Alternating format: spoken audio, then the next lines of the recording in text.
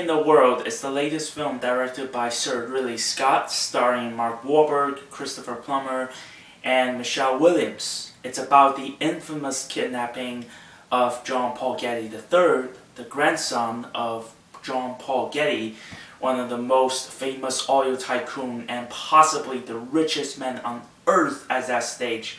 However, John Paul Getty refused to pay a single penny for his grandson's kidnapping, and his mother, played by Michelle Williams, and the retired CIA agent who worked under John Paul Getty, has to race against the clock to find the young John Paul Getty III before anything really bad happening to him. So a quick look behind me can tell you that I really love Ridley Scott's movie. He's one of my all-time favorite directors, and I think a lot of his films were great, and some of them that people hated were mostly misunderstood. The only time that I felt his movie was not so good was Hannibal, but that was a long time ago. Now, during the production stage, I heard that they were replacing Kevin Spacey with Christopher Plummer. I was a little bit worried, not because the decision they made on Kevin Spacey, because with all the scandals happening around him, he deserved to be replaced. I was more afraid of whether it will influence the quality of this movie as a whole, because they were literally finished the production. The trailer was already out, and they only have like 2 weeks to shoot all the scene with Christopher Plummer. Well guys, I'm happy to announce that I was dead wrong. This movie is fantastic. There was a moment in the cinema where I felt a little bit in doubt. I had a thrill throughout the entire movie, and Christopher Plummer, even with only 2 weeks of shooting, showed that he is a great actor. He ruled this movie. Now, I can just go on and just say how brilliant Christopher Plummer is, but I want to tell you why I like him. First of all, the dude looks almost exactly like John Paul Getty. Well, not exactly, but very similar. Instead of Kevin Spacey, who had the look of a middle-aged man, and they had to put a lot of makeup on him to look like John Paul Getty. So Christopher Plummer has a natural look, which makes me wonder, why don't they choose Christopher Plummer in the first place? And second, Christopher Plummer has a more gentle aspect to him instead of Kevin Spacey's ruthlessness. And some of you may wonder, why is it an advantage when he's portraying the villain in this movie? I felt like here it makes him more unpredictable, and it's kind of like you have a gentle grandfather and then suddenly he's plotting schemes against you, and you will feel defenseless because you're not anticipating that.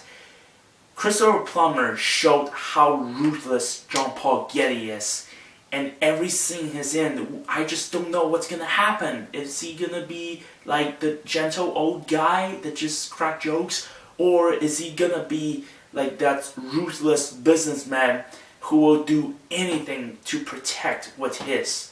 So I felt like Christopher Plummer nailed this role perfectly. Also not to be ignored is the amazing performance by Michelle Williams. She gave everything she's got. There were some flashbacks in between, and she has to balance between a really caring and loving mother and a mother who's constantly on edge and has to fight off not only the kidnappers and the people who are trying to exploit the kidnapping just because his son has the last name Getty on it. This is one of the best performances I've seen Michelle Williams in a long time, and she was nominated for Golden Globe, and she deserved this award. Now, I didn't just love this movie because of the amazing performances. Ridley Scott also shows that he's the master in this case. His movies were all unique on their own. There's no a specific auteur in his movies. There are some repeated themes once in a while, but his movies were all very unique, and it's no exception here. This is a very smartly written movie. There was a lot of amazing, smart dialogue throughout, and this is the main charm of the movie. Some of the writings were the best I've seen this year, and they created tension. There was some humor, and there was more tension, and the tension mostly are not coming from the violence. They're coming from words, especially coming out of Paul Getty's mouth or Michelle Williams. Their bantering just builds up tension to such an extent that I held my breath throughout the entire movie. Also, not to mention with the color schemes, some people may not like it because it looks on surface very dull, but the way I see it, there is a lot of more going on. Sometimes he used bright colors, and sometimes he used grays. And if you freeze frame, every single one of them looks like a medieval style painting, which is something similar to Alien Covenant. His use of cinematography is brilliant. Also, beyond the amazing cinematography, it's deep theme. It's not just about the kidnapping. The kidnapping is an event, a really important event, but it's also about the tragedy of a family, how one perceives family differently, and their different perception of family will spiral out of control, and the conflict will just cause tragedy on everyone's ends. I'm not going to spoil the movie, but the ending shot of this movie is one of the chilling and one of the most haunting scenes I've seen in any movie. I couldn't really pinpoint a flaw, and I know this movie might not be everyone because it is a very heavily dialogue based, and some of the colors people may not like. I heard some reviewers say they really didn't like the dull color. It looks gray, it looks depressing, but for me, I think they looks very beautiful and very powerful in the context of this movie. There's also a heavy amount of violence in here, so if you don't like violence, you may want to stay away, but I think the violence depicted in this movie was the most effective one, right next to the scene in Prometheus. Guys, in the end, All the Money in the World is a brilliant movie. I think it's probably one of the best films of the year. The only complaint, well, now that I think about it, I have, was I could use a little bit longer. I could use a little bit more of character development. But I think at this stage, I'm asking a little bit too much.